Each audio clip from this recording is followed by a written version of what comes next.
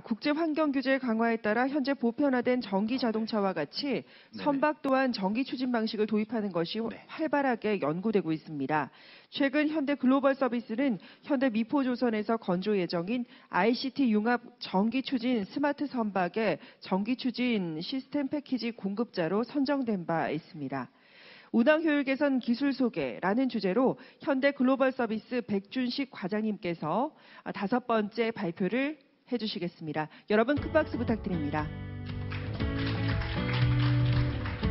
네, 안녕하십니까. 현대 글로벌 서비스의 백준식 과장입니다. 저는 전기 추진선 패키지 사업을 진행을 하고 있고요. 오늘 발표에서 운항 효율 개선 기술 중에 이제 전기 추진과 관련된 기술들을 소개하고자 합니다. 일단 배출 저감의 필요성과 대응 방안은 앞에서 워낙 많이 이제 설명을 하셨기 때문에 간단하게 터치업을 하고 저희 제안 내용으로 바로 들어가도록 하겠습니다. MEPC에서 이제 이만큼 중요하고 많이 줄여야 된다라고 하면서 이제 관련 지표들 EEDI, EEXI까지 다 만족해야 된다라는 사항들 앞에서 지겹게 보셨을 거기 때문에 제가 말씀드리고 싶은 거는 선사에서도 이런 사항들을 제대로 인지를 하시고 뭔가를 해야 된다라고 이제 파악을 하신다라는 게 중요할 것 같습니다. 설명은 넘어가고요. 사실 이 MEPC 회의를 통해서 한 8가지 정도 기술적인 선택사항까지도 제시를 하고 있는데요. 그 중에 금일 이제 저는 이제 키워드로 잡은 것이 일렉트리피케이션, 즉 전기화라는 주제로 제가 설명을 드리고자 합니다. 요거는 이제 여기에서 파란색 글씨로 명기한 것처럼 하이브리드 추진이라든지 연료전지 암모니아 연동되는 부분, 그리고 풍력 태양광 등의 친환경 발전이 연계되는 부분과 상관이 있을 것 같습니다. 저희가 제안 드리는 것 중에 첫 번째는 결과적으로 하이브리드 시스템이 될 것 같은데요.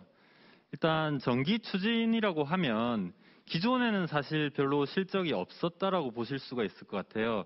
근데 최근에 많은 기술들도 발달이 됐고 이 전기 추진에서 가장 많은 가격을 차지하고 있는 전력 변환 장치들 중에 특히 반도체 가격이 좀 저감이 되고 있기 때문에 가격도 낮아지는 부분이 있고요.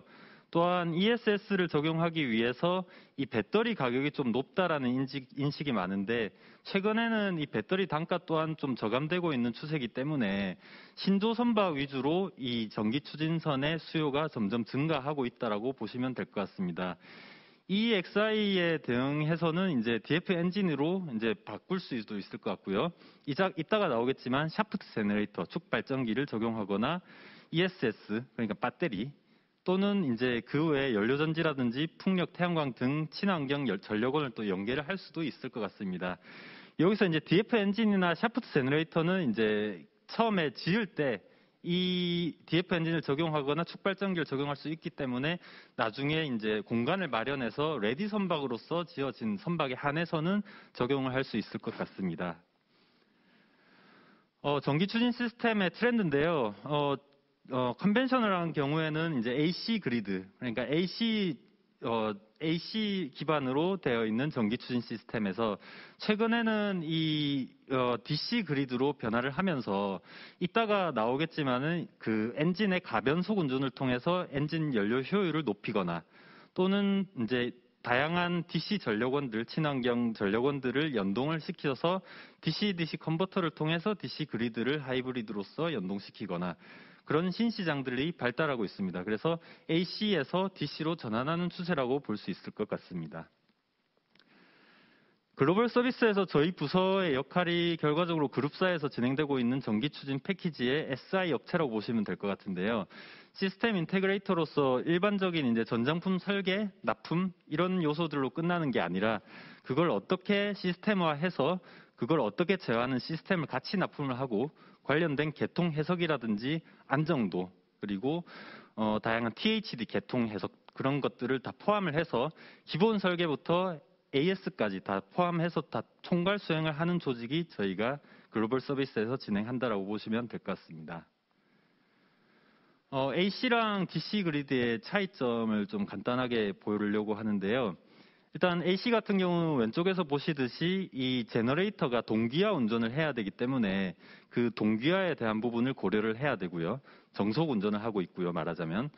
그리고 모터에서 요구하는 전압을 주기 위해서 2번의 컨버팅 과정을 거칩니다. 그래서 개통에서 내려오는 AC를 DC로 한번 바꾼 다음 그 DC를 다시 한번 AC로 변환을 해서 운전을 하게 되겠습니다.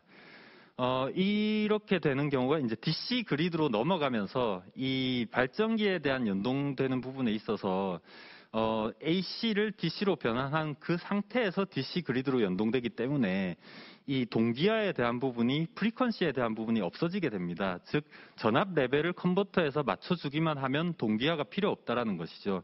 그렇게 되기 때문에 이 전압만 맞추면 되는 상황에서 이 발전기의 프리퀀시를 바꾸어도 DC 그리드에는 영향이 없기 때문에 결과적으로 엔진 가변속 운전이 가능하고요.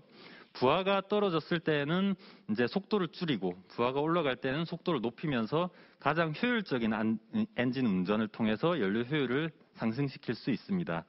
또한 오른쪽 위에 보시듯이 이제 최근에 나오는 ESS 그러니까 배터리 또는 풍력이라든지 연료전지 이런 기반 그 전력원들이 DC 기반으로 이루어지기 때문에 결과적으로 DC-DC 컨버터라는 단순한 기술을 통해 DC 그리드에 쉽게 연계될 수 있는 그런 여러 가지 장점이 있을 것 같습니다. 이 두 개의 페이지에서 왼쪽 같은 경우는 이제 배터리로 추진하는 소형 선박의 예시고요. 오른쪽은 이제 DF 엔진을 적용한 DC 그리드로서 ESS를 적용했던 그런 싱글라인 다이어그램의 예시를 보고 있는데 앞에서 말씀드린 DC 그리드의 장점 때문에 이 두 선박 또한 DC로 제안을 했던 건입니다. 다음 축발전기에 대해서 말씀드리겠습니다. 오른쪽에서 보시듯이 다양한 기술들 중에 샤프트 제너레이터 같은 경우에는 EXI 그리고 페이백 타임이 굉장히 좋다라는 그런 장점이 이제 입증이 되었고요. 이 축발전기 같은 경우는 왼쪽 밑에 그림에서 보시듯이 발전기 모드로 기동이 되었을 때, 즉 PTO 모드로 되었을 때는 축발전기에서 전력이 만들어져서 개통으로 내보내게 되고요. PTI 모드로, 즉 모터로 동작을 할 때에는 이제 부스팅 용도, 즉 가속을 하기 위해서 개통해서 전력을 내보내면 축발전기가 모터로서 동작을 함으로써 뭐 기어박스 이따가 보시겠지만 인라인 등등 타입을 통해서 이제 부스팅을 적용을 할 수가 있습니다. 이제 타입 같은 경우에 제일 오른쪽에 있는 그림이 가장 컨벤셔널한 타입인데요. 기어박스를 통해서 연동이 되는 그런 부분이고요. 왼쪽 인라인 타입과 중간의 EMG 타입은 이제 공간을 최적화할 수 있는 장점이 있을 것 같습니다. 인라인 같은 경우는 인터미디언트 샤프트를 통해서 이제 직결식으로 연계되어서 적용하는 샤프트 제너레이터가 될 것 같고요. EMG는 최근에 저희 그룹사에서 개발한 엔진 마운티드 타입으로 엔진 바로 오른쪽에 해당하는 제너레이터가 붙어서 공간을 최적화할 수 있는 그런 장점이 있습니다.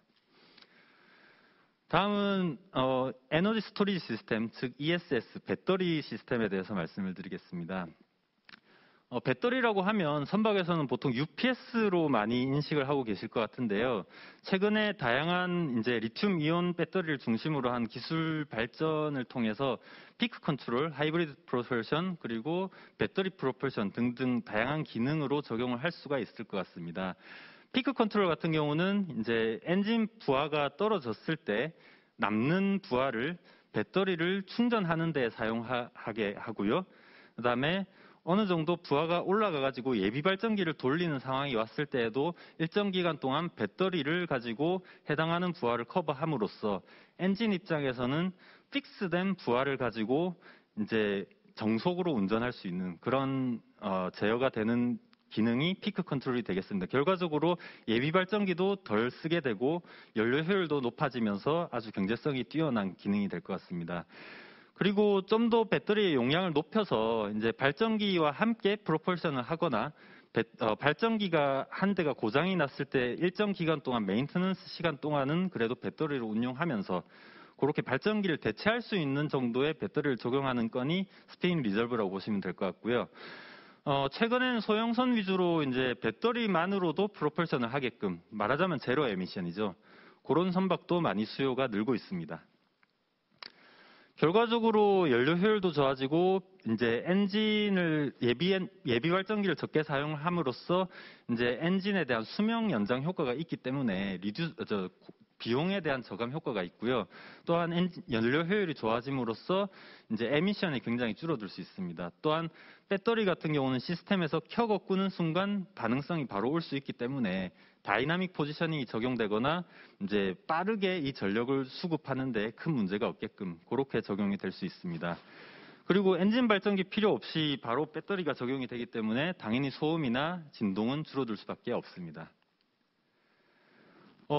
이거는 저희가 이제 그 ESS의 그 효과를 분석하기 위해서 시뮬레이션을 한 결과인데요. 결과만 말씀을 드리면 저용량의 배터리만으로도 피크 컨트롤을 통해서 연간 CO2 배출량과 이제 연료 소비량을 굉장히 절감할 수 있다라는 그런 결과를 보여주고 있습니다. 저희는 이제 리트로핏에 적용하는 ESS는 보통 컨테이너 타입으로 많이 제안을 드리고 있는데요. 그렇게 하기 위해서는 이제 실운항 프로파일 기반으로 정확히 경제성을 분석을 하고 어떤 타입의 컨테이너 타입과 어떤 정도의 용량의 배터리를 적용해서 가장 페이백 타임이 절감될 수 있는지에 대한 경제성 분석을 정확하게 해서 제안을 드리고 있습니다. 최근에는 여기에서 보시듯이 뭐 5년 안으로 페이백 타임이 나오는 경우도 많고요. 이거는 케이스 바이 케이스로 저희가 직접 이제 경제성 분석을 진행하고 있습니다. 다음은 그 외에 다른 전력원들을 적용하는 건들인데요. 대표적으로 연료전지가 최근에 많이 뜨고 있고요. 그리고 풍력 태양광과 같은 친환경 발전원, 그리고 중장기적으로서는 암모니아나 메탄올 등의 신기술들이 많이 적용이 될 수 있을 것 같습니다. 이들 중 몇 가지 요소들은 기술 개발이 좀 추가적으로 필요한 부분도 있지만 저희 개통에서 바라보는 관점에 있어서는 어쨌든 어떤 전력원으로서 어떤 전기적인 특성을 가지고 이 전력을 내보내느냐를 파악을 하게 되면은 저희 입장에서는 그걸 어떻게 연동시키느냐, 컨버터를 어떻게 사용을 하느냐, 그렇게 하는 기술은 이미 사업화가 돼 있기 때문에 다 똑같다라고 보시면 될 것 같고 어떤 기술을 적용하든 저희는 대응이 가능하다라고 보시면 됩니다. 다음은 AMP인데요. 기존의 엔진을 이제 사용해서 이제 항구 주변에서도 이제 엔진을 가지고 전력을 공급한다 그러면 이제 AMP를 통해서 육상에서 전력을 선박으로 이제 공급함으로써 이제 배기가스를 절감할 수 있는 솔루션이라고 보면 되겠습니다. 전 세계적으로도 다 AMP에 대한 그 강제성이 강화되는 추세인데요. 미국이라든지 뭐 중국 등등도 마찬가지입니다. 미국 같은 경우는 선종에 따라서 점차적으로 이제 강제화를 하고 있는 추세고 중국은 자국 선박부터 이제 타국 선박까지 점차적으로 강제화를 하고 있습니다. 유럽이나 우리나라도 이제 항만 시설에다가 AMP를 설치하고 있는 상황이고요. 저희는 이런 AMP 선박에 설치되는 리트로핏 사업을 진행을 하고 있고 턴키로 수행을 하고 있습니다. 그래서 납품되는 장비들은 케이블 릴이라든지 소켓박스, 스위치보드 등등이 되겠습니다. 그래서 처음에 이제 프리 인스펙션을 통해서 어떤 식으로 구현을 할지를 정하고요. 이제 제작하고 설치하고 시운전까지 AS까지 책임지고 있습니다. 그래서 실제 설치 화면이고요. 저희 실적은 한 38척, 대부분 컨테이너선이 되겠습니다. 그래서 결과적으로 말씀드리면 저희는 이제 전기화를 위주로 제가 말씀을 드렸는데요. 이런 대응에 있어가지고는 정답은 없다라고 생각을 하고 있고요. 선박에 맞춰서 이제 선사들도 어떤 솔루션을 적용할 건지를 잘 판단을 해야 될 거라고 생각을 하고 있고 MEPC 회의 경과라든지 뭐 배출권 이렇게 거래제라든지 인센티브제 등등에 대한 그 추이를 좀 살펴보고 이제 대응을 하셔야 될 것 같고 저희 글로벌 서비스는 신조 선박, 개조 선박, 소형선, 대형선 모두 어떤 솔루션이든 다 대응을 할 수 있을 것 같습니다. 이상 발표를 마치겠습니다.